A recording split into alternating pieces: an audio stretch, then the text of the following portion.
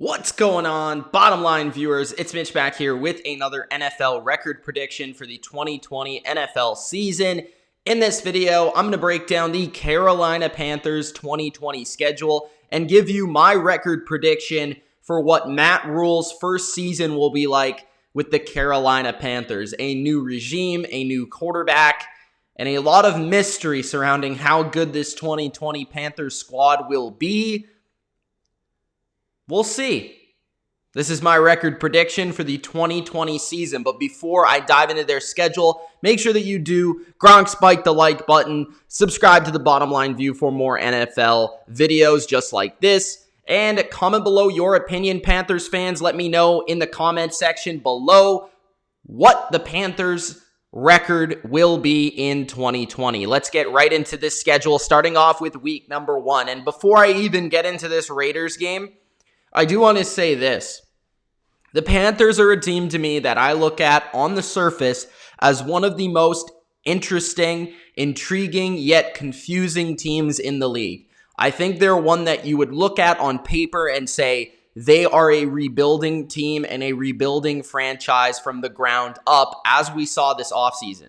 They let go of a lot of their veteran names, household names. Luke Kuechly retired. Cam Newton's no longer the quarterback. They moved on to a new coaching staff, a young coaching staff that needs time to develop and have a feel for the NFL. But I think they also made some nice moves throughout the offseason to go along with that. So I think Carolina's kind of in this weird stage of I don't feel like they're going to be a good team this year, but I also don't really have a good handle on what exactly they're going to be this year. So this is one of these teams where there's so many new players, there's a whole new system offensively, defensively, that it's going to be really difficult for anybody to predict what this team is going to be like in 2020. So I just want to say that outright.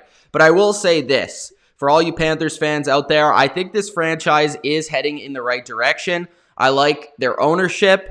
I like so far what they're putting together on the field for some of the young players.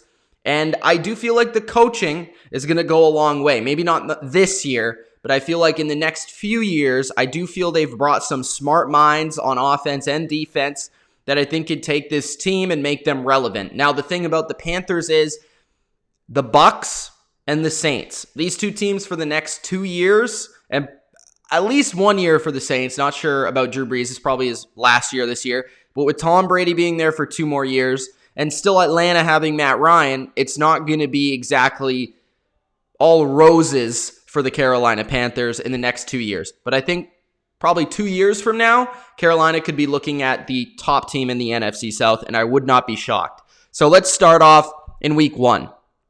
I have the Raiders winning the game. I think first you have John Gruden, a Super Bowl winning coach, a very experienced coach with multiple off seasons under his belt. And you have a really experienced coaching staff around him. And on the other side, you have a coaching staff that doesn't exactly know what it's like to coach in the NFL. And in week number 1, that's always a challenge, especially this offseason, being that you're trying to implement new systems on offense, new systems on defense, a new just expectation for the team, the roster, and every position. So to me, early in the season, Carolina is going to start off a little rough. So if there are some games that are blowouts or don't look so hot, I think they will end up being early in the season. And I think the later that we get into the season with the Panthers, we're going to start to see them develop and look like what they're going to look like down the road. So go to week number 2. The Panthers in Tampa Bay. I think Tampa Bay is another team with Tom Brady coming in and them having to implement a new system for Tom Brady. And, well, it's just Tom Brady learning the system and having to acclimate to his teammates and, Gronk and all that. I do feel like the Bucs are going to start a little bit slower because their quarterback is probably behind, when you compare him to other quarterbacks, elite quarterbacks in the league. So I feel like same with the Bucs, they're going to be a team that develops down the road, closer to the middle of the season, later in the season. But I do think the Bucs are just too talented, and this game is also in Tampa Bay. Carolina, I think, could score some points on Tampa Bay. I think they can make this interesting, but I don't expect them to be able to cover all the receivers and all the weapons that the Bucs can throw at you. I just think that this year, I like what Carolina has done with their offense. I think their offense could be kind of underrated, but I do feel like their defense, depending on how Bridgewater plays, their defense, their front seven is solid. Their defensive line is solid, especially if Derek Brown turns out to be a stud. And then looking at the secondary, it's a little weak. The secondary is probably the weakness of the team right now, weakness of the roster, a lot of unknowns, a lot of question marks. And playing a team like Tampa Bay, that's not a good matchup. Week 3, they play the Chargers. I do have the Chargers winning that game. I think the Chargers defense is going to be one of the teams that can cover the Panthers receivers and all the weapons they throw at them. Not to mention they have a lot of fast front seven players who can cover Christian McCaffrey out of the backfield or chase him down in the open field. They probably have one of the 5 best defenses on paper in the league. And then the flip side, yes, they may make it interesting because, sure, they might have Justin Herbert or Tyrod Taylor at quarterback, so they won't score a ton of points. But I think their defense, especially at home, is enough to get the victory. They play Arizona in week 4. I actually think this is one of the games where Carolina could come up with an upset victory, especially at home.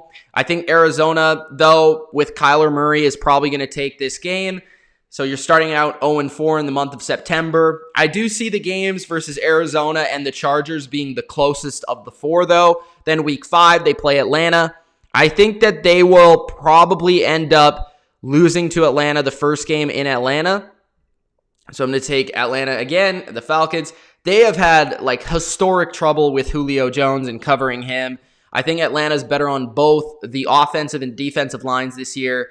Carolina, if they can get some interior pressure with Short and Brown in this game, and Brian Burns can have a nice game as well, then maybe they make this thing interesting. But I just don't see them having the cover guys to match up with Julio and Ridley on the outside, and they struggled with them last year. And then you have those pass rushers getting after Teddy B. That's going to be an issue as well. Then week 6, they play Chicago. I think this is where they get their first victory versus Chicago at home. I think Chicago is probably the worst or second worst team on their schedule, maybe third. I think it's between them and Washington probably are the 2 worst teams that they play this year. I think they should pick up a victory versus at least one of those teams this year, especially this game being at home. Chicago, I'm not sure if it's going to be Foles or it's going to be Trubisky in week 6. I would assume Foles would be in by this point if Trubisky has a slow start to the season. And defensively, they're pretty strong, but they're not necessarily strong in the secondary where the Panthers have a lot of receivers and playmakers that can make things happen. And then defensively, I think they're decent enough to slow down the Chicago offense that isn't exactly great. And their offensive line is probably one of the weaker ones in the NFC, so the Panthers could get pressure there. Week 7, they play New Orleans in New Orleans. I'm going to take the Saints. They're one of the best teams in the league. Week 8, they play Atlanta at home. I'm going to say they actually beat Atlanta this year on Thursday Night Football. Carolina's going to make a couple upsets here because of their new coaching staff and all the different things they're going to throw at different opponents. And I do think that Atlanta is one of the teams that will play a little bit better this year because Atlanta's dominated them in the past, dominated Ron Rivera teams. And ever since Dan Quinn has really got there, they've been really good versus the Panthers. But I think it changes when you get a new coaching staff. These rivalries kind of reset, and because there's a lot of new players in the mix, including a new quarterback, and Atlanta won't feast on a backup this time around, hopefully, Carolina should have an opportunity to win one of these games versus Atlanta, a divisional opponent. Week 9, they play Kansas City in Kansas City. Good luck with that. I'm taking the Chiefs. Week 10, they play Tampa Bay at home. This is probably the game that they have an opportunity to win, but I'm going to take the Bucs.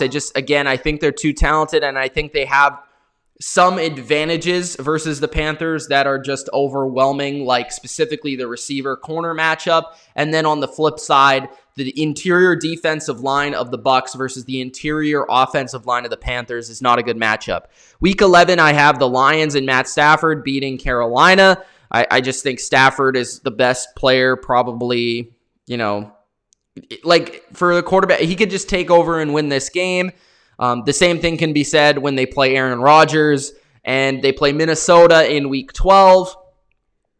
Maybe they could get upset, but because that game is in Minnesota, I don't see that happening.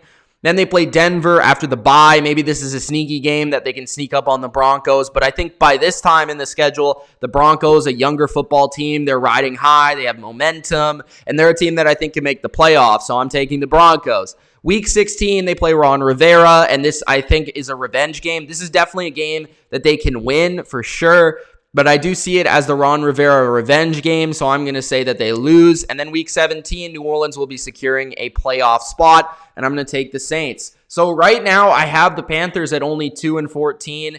It looks probably worse than it will be. I just think, with all the adjusting they'll have to do in the offseason and all the new young players they have on their roster, this team is clearly not ready to compete in 2020, in my opinion. I think this team is a year, 2 years away from being a competitive team. But when you look at them and you compare them to, let's say a team like Jacksonville, who I think is in a similar stage, I would probably lean towards Carolina in terms of some of the players they have on their roster already, in terms of their ownership, in terms of their direction.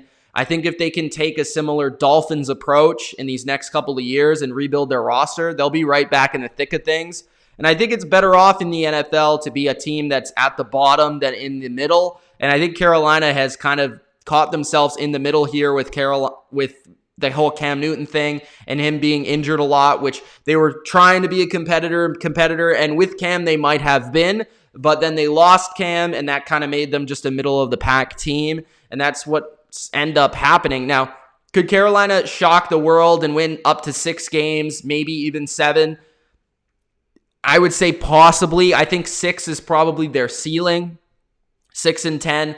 I think anywhere from 2 to 4 wins is probably pretty likely. When you look at this schedule, they really don't play any teams that I would consider them more talented than, other than Washington, and that's about it. I mean, other than Washington, I don't think they play a team that you could say they are more talented than that team. So that to me is an issue right there. And with the rookie coaches, I just don't know what to expect. So hope you guys enjoyed this schedule breakdown for the Carolina Panthers in 2020. If you did, Gronk spike the like button. Subscribe to the channel for more NFL. It's been Mitch. Leave your comments below. Leave your prediction below for the Panthers 2020 record. Peace.